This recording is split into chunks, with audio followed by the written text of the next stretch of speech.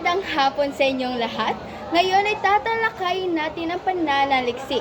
So ano nga ba ang pananaliksik?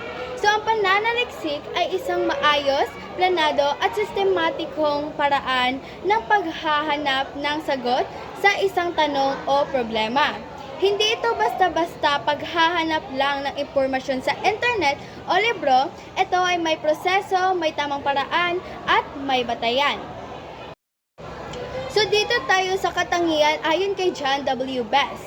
So ang pananaliksik ay may mga katangian systematic, kontrolado, empirical, obheto at kritikal.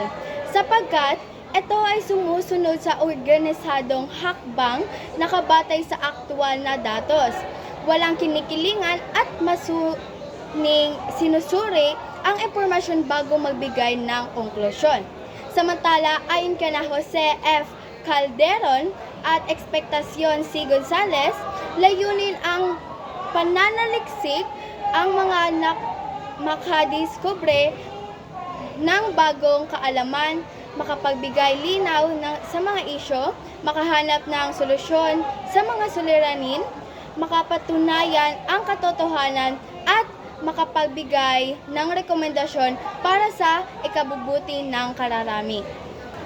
At ang huli ay etika ng pananaliksik. So ang etika ng pananaliksik ay tumutukoy sa katapatan at tamang asa ng mananaliksik habang ginagawa niya ang kanyang pag-aaral. Ibig sabihin, hindi lang mahalaga ang resulta, mahalaga rin ang paraan kung paano to ginagawa.